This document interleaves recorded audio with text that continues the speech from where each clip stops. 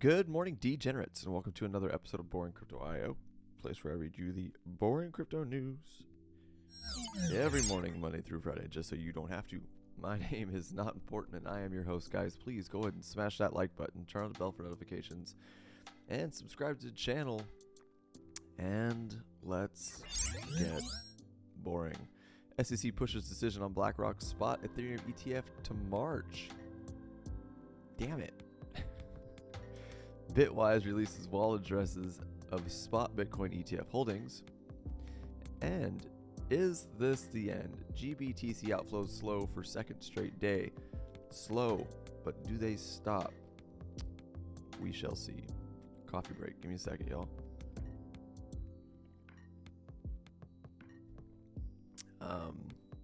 Yeah. To the market. Guys, right now, current market cap sitting at 1.56 trillion, down 0.53% from yesterday. Bitcoin dump sitting at 50.4%. ETH down at 17.2. Gwei up a little bit. 35 Gwei will get you that each transaction. And fear and greed sitting dead center at 50. Nobody knows what's happening right now. We're all waiting. We're all waiting for a move. We are all waiting for a move. We're going to talk about that when we get to the charts of Bitcoin. Show you what it looks like. And why we're just kind of going, okay, what's next? Let's go ahead and blow through that top 100 and see what the outliers are. Everything's looking pretty flat, I'm not going to lie. Small outliers, ICP up 5.81%.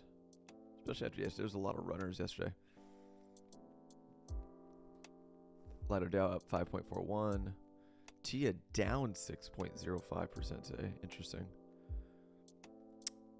Maker Dow up 5%. So a lot of the big runners are pulling back today.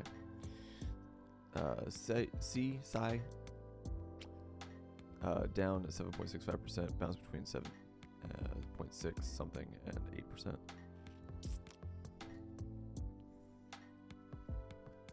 Helium, holy shit. Helium blasting off 16.19 to the upside. Chili's up 5.72%. 1,000 sats down 9%. Blur down almost 9%. IOTA pumping up 13.04%. Manta up 7.31%. Nice little weekly run. Check that out.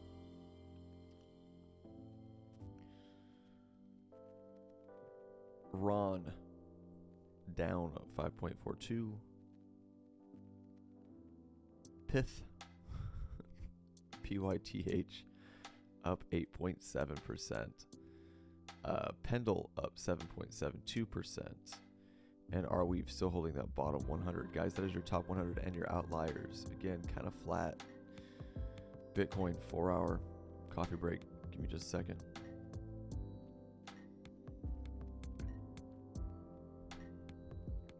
If you weren't here yesterday, we got our bounce off the top of the purple triangle, or actually purple box, which was our first potential bounce area. We did get above 40K, and it's been holding, but I gotta be honest, it's looking weak. We tried to pump right here, guys. I'm gonna try and make this a little bit bigger for y'all. We tried to pump right here. We got all the way up to 40,005-ish, and then just retraced. So, bull trap, and then we tanked. Bear trap. Bullish scenario. We're putting in a potential flag that we actually might be breaking out of right now. I want to look at this in the 1 hour.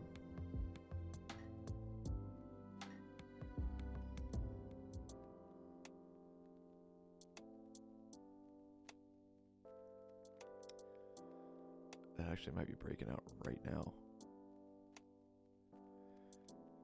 On the 1 hour, this potential flag with this trap right here might be breaking out right as we speak. That is a bullish scenario. So just keep your guys' eye on that. We're going to leave it up just for shits and gigs. Yesterday I said we were getting kind of a mini head and shoulders too. That is your bullish scenario. My concern though is just the lack of volume, the weakness that we're showing. Anytime we try and get above right here,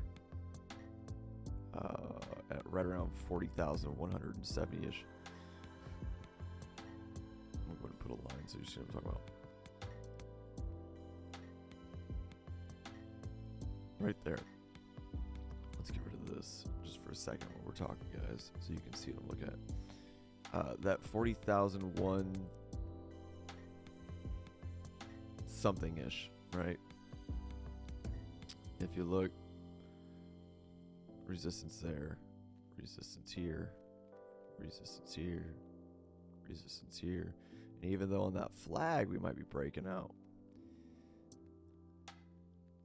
Oh, it's moving. It's moving as we're talking, but this is, we're beating our heads on this. Oh, look at it go.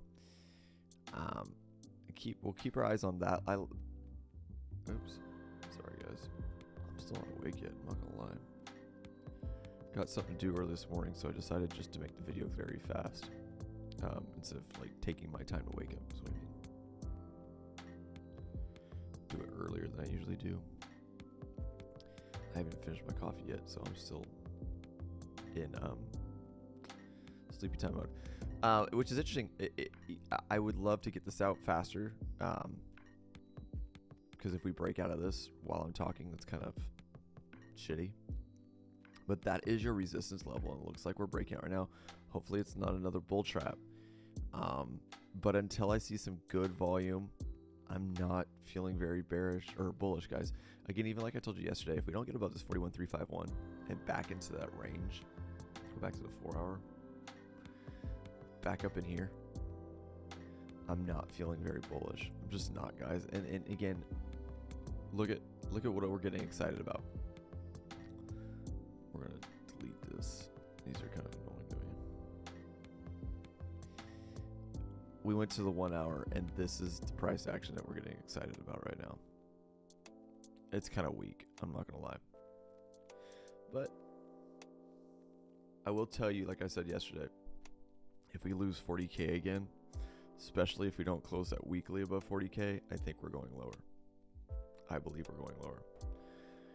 With that being said, those would be your levels to watch, in my opinion. Going into the weekend, we all know how weird weekends can be. They can be flat as hell. They can be volatile as shit. We need to close the weekly, which I'll back out just a little bit so you guys see it. In my opinion, we absolutely need to close the weekly above, at least above 40, what we're barely doing right now. And again, like I told you, I would feel a lot more bullish if we close the weekly above this 41,351 and get back into this range. Continue moving sideways for a little bit of time and let everything else chill and relax. Let the altcoins run maybe a little bit while we range back in this 44,255 to 41,351. That would be my most bullish scenario. Do I think we can get up there in the next day or two? Yeah, absolutely. Will we? I don't know. I don't have a crystal ball. Wish I did. That is your 4 hour though. Again, yeah, that is your resistance. That is your resistance level to beat right now, guys. This yellow line here at about 4150-ish, 4160-ish, 40,160, not 41,060. But it looks like we're trying to make a run from it again, so keep your eye on that. Outside of that, guys, that's Bitcoin. There's not a lot going on. Things are starting to tick back up. That's a good sign. On the 4 hour, let's go to the smaller time frames. Just going to run down and keep my eye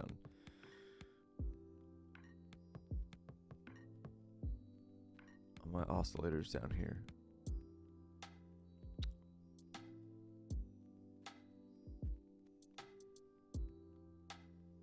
Money flow still looking like a bag of shit.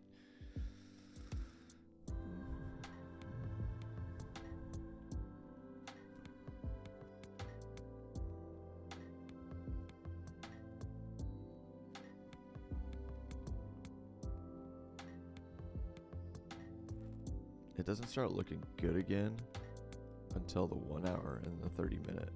The 2 hour and 3 hour look like poop to me.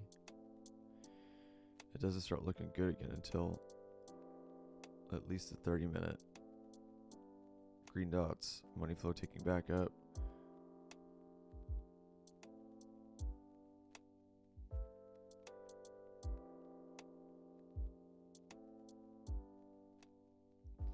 Keep your guys' eye on the 1 hour and a 30 minute for a potential idea of what direction we might be going. I think they're pretty telling right now. Just don't get too excited, guys. Those are small time frames and not huge moves. Those aren't long-term movements. It just kind of helps give you an idea of where we might be going right now. Bigger time frames are looking a little rough. Again, we had a nice V-shaped recovery, but we didn't bounce super hard. It could be another one of these, and then a rollover, and then a rollover. That's my fear. Fear is not the right word, but that is my concern. Pump, rollover, dump. Sideways.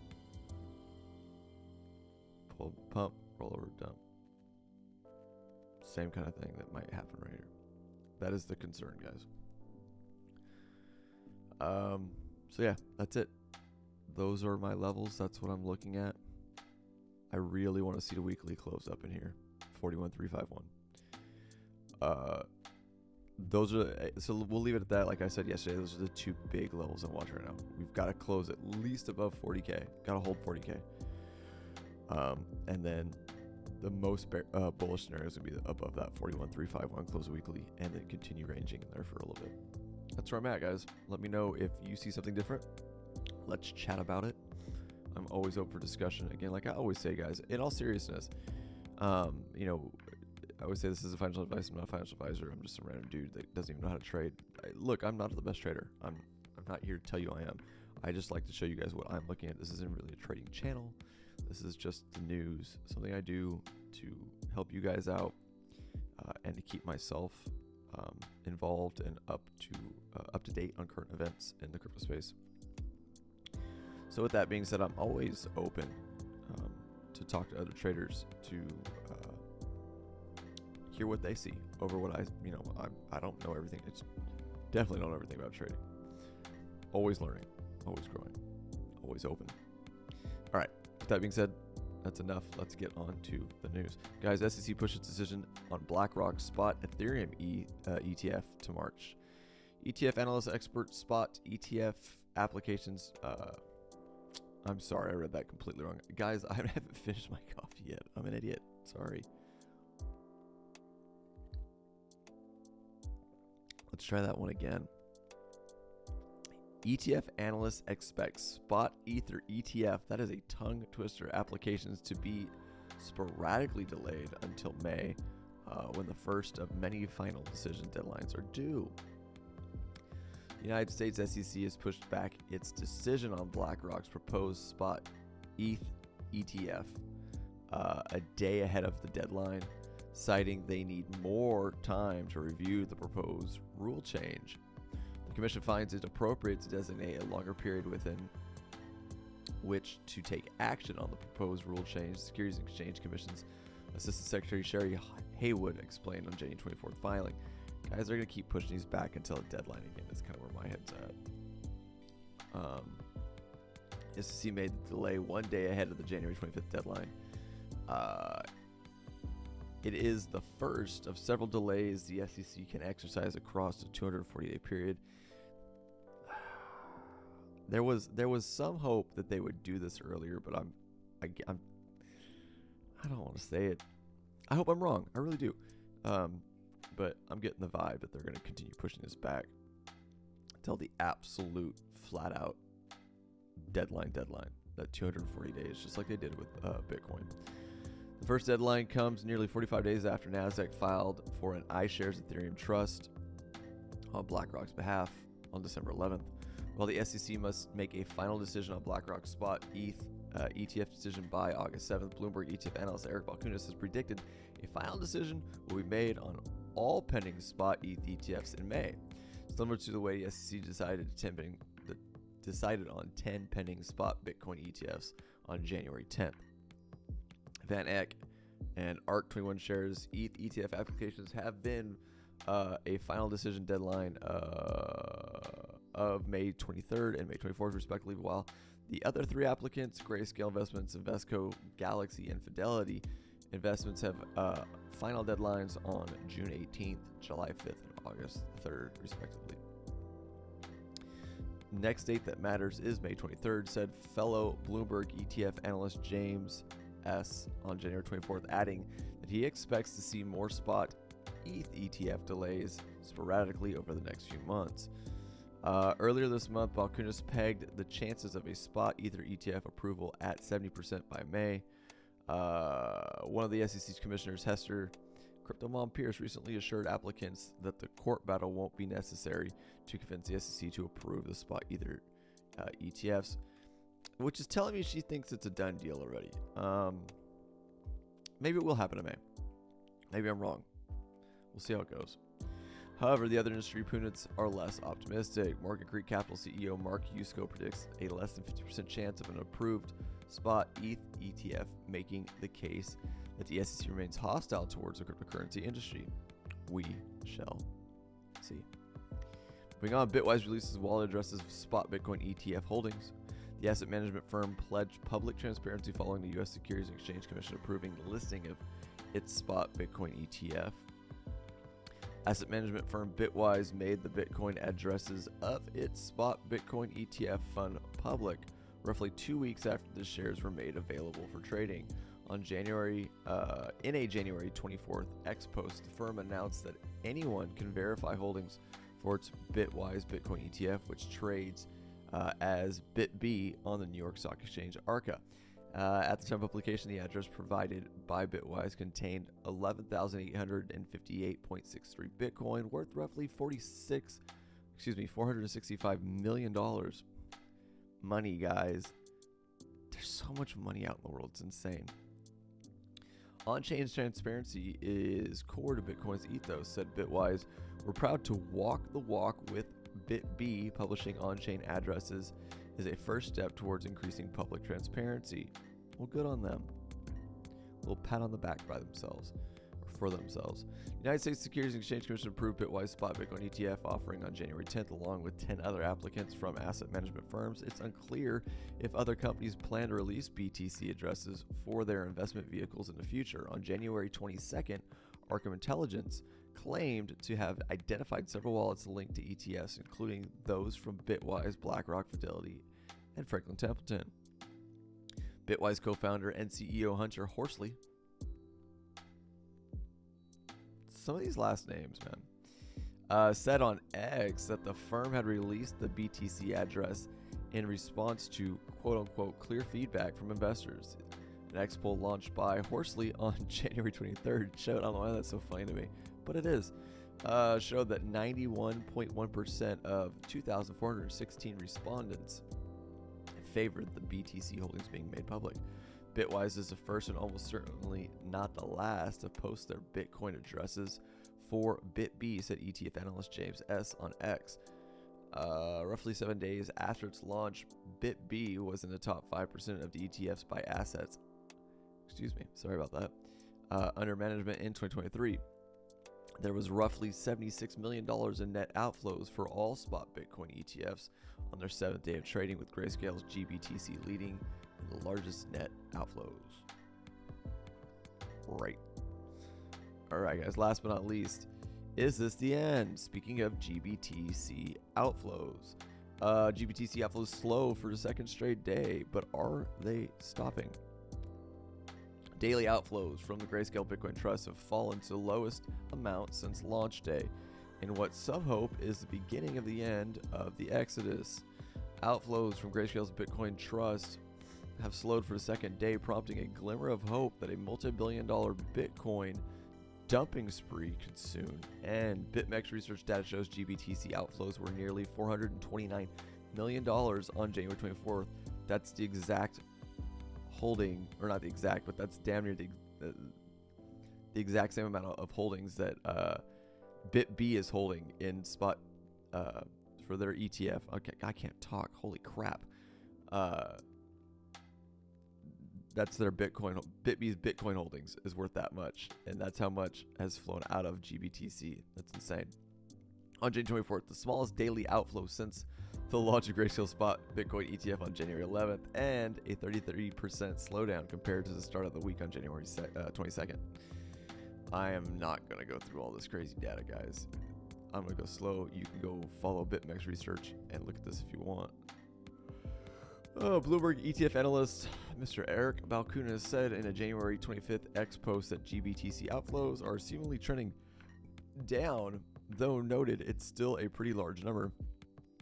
In earlier posts, Balkunas concluded there were still too many unknowns to determine where the mass exodus of GBTC would stop.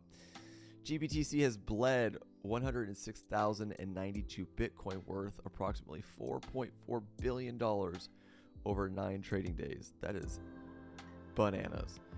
A slowdown in daily outflows doesn't necessarily mean GBTC bleeding is over or slowing down. Balkunas previously estimated the GBTC would lose around 25% of its outstanding shares before an end to outflows. GBTC outflow data could be misinterpreted, says Arkham.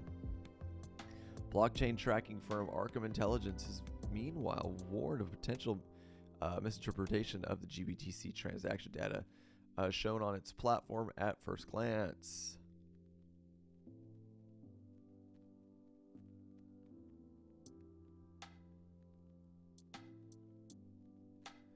Okay.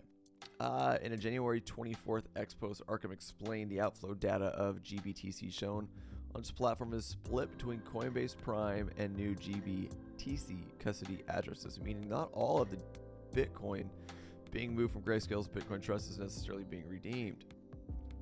Due to the input-output structure of its blockchain, Bitcoin transaction outputs are often split amongst multiple addresses. GBTC custody wallets frequently send to multiple addresses. This means that some of the Bitcoin sent in a transaction may go to a different address than the main recipient shown in the transaction panel, it explained. Well, that doesn't really tell us anything. I know, guys, we'll see. Will they stop selling, or will the outflow stop happening? Excuse me. I don't know. I don't have a crystal ball. We shall see. Guys, let's go to Bitcoin one last time before I let you go. Let's go back to the 4-hour. Look at our little yellow line there. Yeah, it seems to be breaking out. Hopefully it's another bull trap. It's good. It's good. Keep going. Get up here. Up here. All right, guys, that's all I've got for you this morning. If you do enjoy the content I provide for you here every morning on Boring Crypto IO, please, by all means, subscribe to the channel. Turn on that bell for notifications so you know when I do post videos. Watch the videos. Share the videos on all your social platforms. And above all, if there's anything you do to help spread the adoption of crypto and help grow the channel, guys, please like the videos. It's simple. It's so simple. And it's the biggest thing you can do to help. It's freezy peasy lemon squeezy. And I'll see y'all bright and easy tomorrow morning. I am out of here.